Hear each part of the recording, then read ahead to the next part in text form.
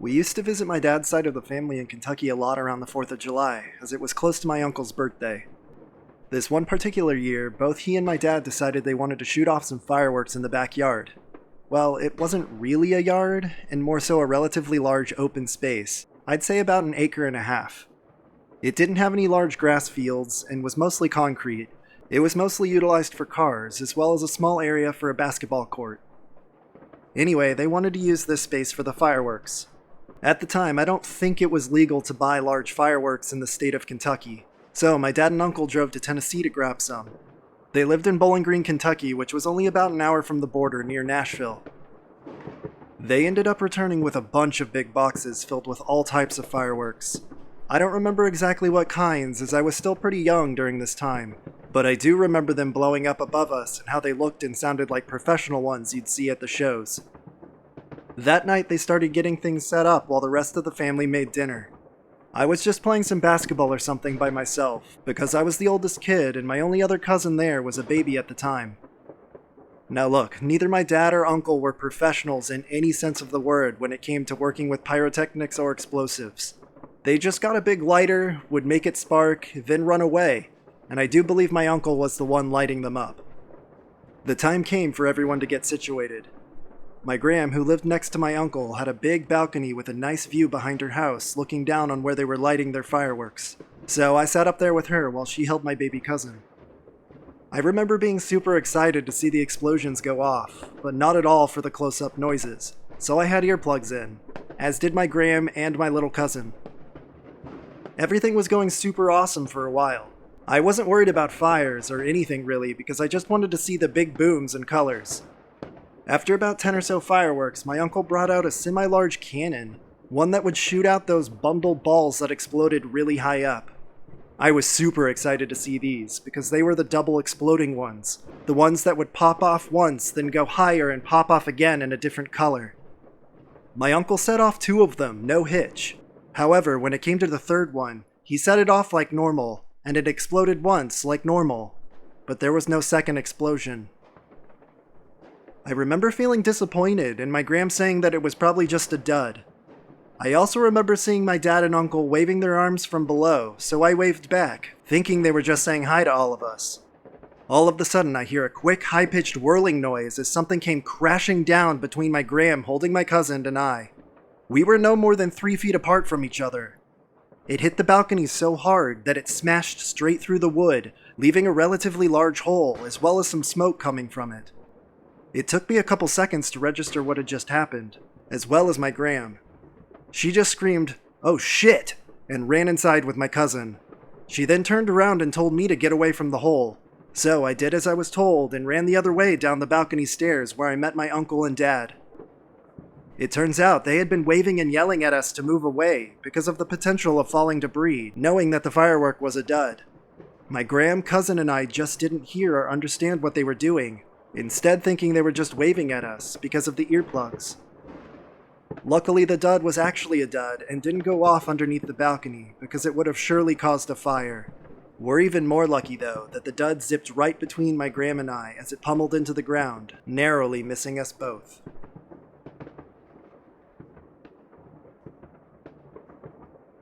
I was working in TV news a few years ago, and I had to work on the 4th of July. I was in production and had to listen to police scanners for anything we could cover. The weather had been really nice and news was slow, so by 9:30, the only people left in the newsroom were an emergency on-call photographer, 2 anchors, and me. We had the show almost done when the weather got nasty, severe thunderstorms first, and then a tornado warning. The scanner had been busy all night due to fireworks calls. The tornado warning sent it into overdrive with various spotters calling in tornado sightings. We were all scrambling to fit the weather into the show right up to about 5 minutes before 10. The anchors were finally heading to the set when a muffled call came across the scanner that said, "A guy blew his head off with a firework." The dispatcher repeated the call back again, but this time said it was his hand, not his head. We'd already sent the photographer to one of the tornado damage spots, and had no one to go check it out. A hand injury on the 4th is nothing, so we just let it go. The next morning I got to work and heard a guy had somehow procured a few shells from a commercial fireworks show or the government, depending on who you asked. He had rigged up one of them with a fuse and fired it off successfully early in the night. His neighbors in the trailer park said the second one wasn't so successful though. The homemade fuse didn't ignite the shell. The guy leaned over to try to light it again and kaboom, headless. The crew that went to cover it the next day had to step over pieces of the guy in the street to get video. They talked to his wife and asked her to send in a picture to use in the story. And of course, she sends in a headshot.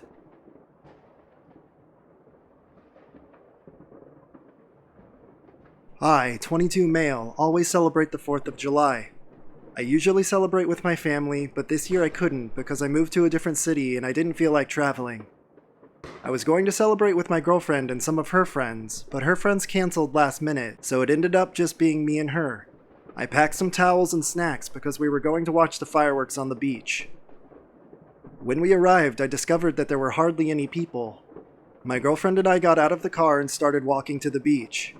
We sat down on the soft sand and waited, and we both had swimsuits on under our clothes because we were planning to go swimming after the fireworks show. Eventually the fireworks show started and we both watched. It lasted about 30 minutes and then it was over. When it ended, we both stood up and took off our clothes. We got into the water and started talking, and we swam around a little bit and decided to get out. When we got out, the time was 12:34 a.m. We wrapped ourselves in the towels and began walking back to the car. As we were walking, I saw a figure behind my car. It was too dark to see what it looked like, but I could still make out a shape. As we got closer, I noticed that the person had on a hood, so I couldn't see their face. I turned to my girlfriend and pointed out the person. She looked at me and nodded. I could see that she noticed them too, and she was frightened. I looked at my girlfriend and told her, at the count of 3, run back to the car. She agreed and I started counting. 3, 2, 1, go! She ran and got into the car. I then began running too. Right when I made it to the car door, the person jumped out and tried to grab me. I dodged them and opened the car door. I jumped inside and locked all the doors. Right when I locked the doors, the person started pounding on the windows. I just drove off and never looked back.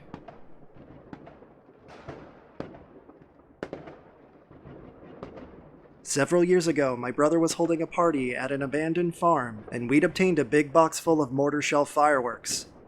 These are egg-shaped and have a round burst charge on top of a launcher charge on one end of the shell.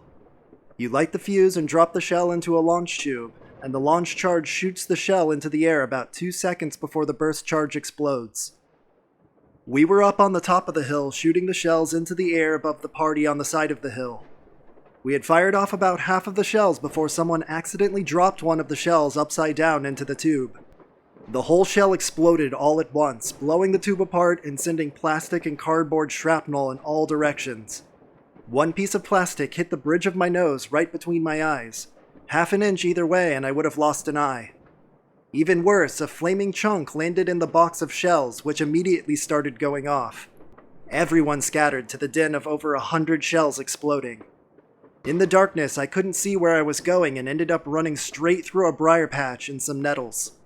The entire box of shells had exploded in about 10 seconds, and we all made our way back to the top of the hill to the sound of the party wildly cheering the display.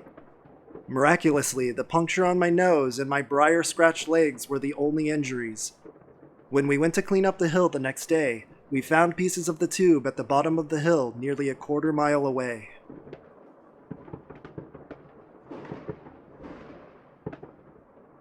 One year, me and some of my friends decided to invent a game called American Roulette. We sat in a tight circle around the campfire, each of us with a handful of bottle rockets. We went around the circle, each throwing a rocket into the fire pit, one at a time. Rules were if you moved out of the way or got hit with a rocket, you were out. Well, we ran out of rockets without having a winner, so a buddy of mine who had some fast fuse and a box of Strike Anywhere matches decided he was going to make a homemade rocket. Needless to say, it didn't work out as planned. When he lit the fast fuse, he couldn't throw it fast enough and it blew up in his hand. He had third-degree burns on both hands and needed to be taken 2 hours away to the nearest hospital with a burn ward. Despite this, I don't think any one of us, including him, would have taken it back, and he definitely wouldn't want to be used as the poster child to take fireworks away from people. His actions, his responsibility, his consequences, and he understands this. We still play American roulette on occasion.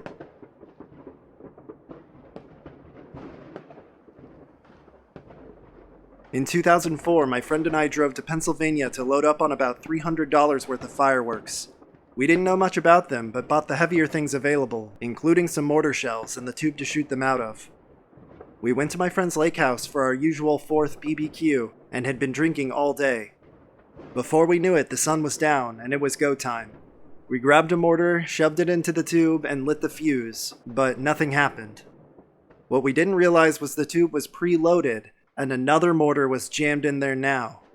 My friend grabbed the tube to investigate, and as soon as he picked it up, both mortars exploded and shot out into the box of fireworks. We had about a 10-second window to panic, but we didn't even think to do that.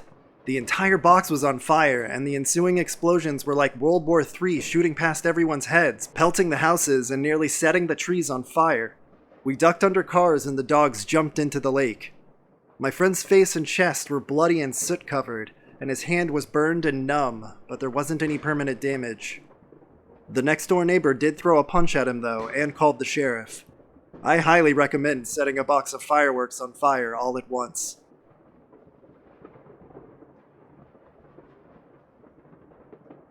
Most of my family lives in Idaho, with my grandmother's house being on a golf course.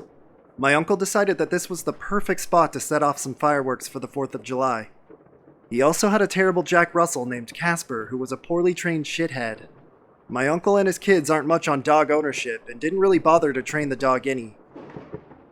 They had a pretty standard fireworks set, nothing too impressive, just Roman candles, bottle rockets, and some other basics. Casper, who lives through this story by the way, was off the leash running around doing the things a shithead dog does. Then they lit a Roman candle. At this point, Casper decides that it's a toy, and grabs the thing and runs off. So now we have a dog running around with a lit Roman candle spewing balls of fire. No one can catch the dog, and finally the Roman candle goes out, but the dog refuses to come back. So my uncle decides to fight fire with fire, and lights another Roman candle hoping to entice the dog back. It actually works, but there was no strategy to stop the dog once he got the Roman candle. So he swooped in, grabbed the second Roman candle, and took off again. By this time, most of the family was laughing too hard to actually chase the dog. He managed not to catch anything on fire and eventually returned unscathed. Fortunately, my uncle gave up on firing off any more Roman candles.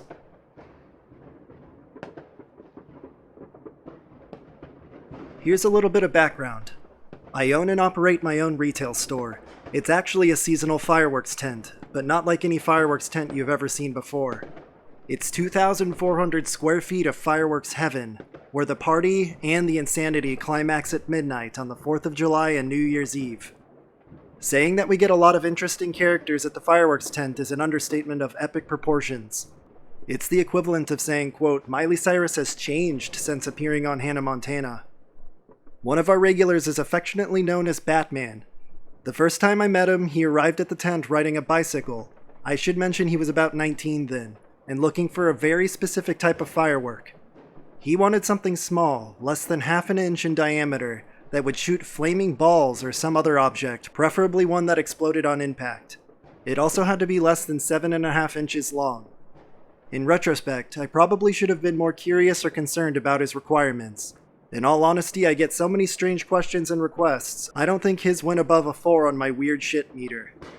I spent some time walking around with him and showing him different fireworks that might fit his needs. I suggested possibly a Roman candle, trimmed down in length, since most of the tube is just empty space anyway. He browsed for a while, and then left without buying anything. A few hours later, though, he pedaled up to my tent again and asked if there was some place private that we could talk. I was busy, but now I was definitely more than a little curious. I led him outside of the tent and into my on-site storage container. Reaching into his backpack, he pulled out a set of black Batman forearm guards, but completely made out of metal. There was a metal cylinder that ran the length of the guard to support the blades. He had pulled the end off of the cylinder and wanted to shove the fireworks in a hole so that they could shoot out. At that point, I stupidly asked him what these were for, and he looked me dead in the eyes and told me that he couldn't say. Yeah, it's like that one perfect moment where everything slows down and everything inexplicably comes together to create a magical point in time. It's like hitting the home run in the bottom of the ninth inning to come from behind and win the big game. It's like looking up and seeing the lottery numbers you picked displayed on screen after the drawing. I was about to supply batshit crazy Batman with his weapons. I spent the next hour personally modifying Roman candles so that they would fit in the cylinder. I provided him with a generous supply, no charge of course. How can you charge Batman for his weapons?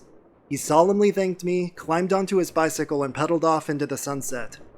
I anxiously watched the news every night for weeks, waiting for the tales of his exploits. Alas, they never appeared, obviously covered up by the corrupt media in partnership with the underworld bosses. I see him every year, back at the tent, and browsing for fireworks. When our eyes lock, we exchange a knowing nod, and I will always inquire as to whether he needs any more quote-unquote supplies. He has not.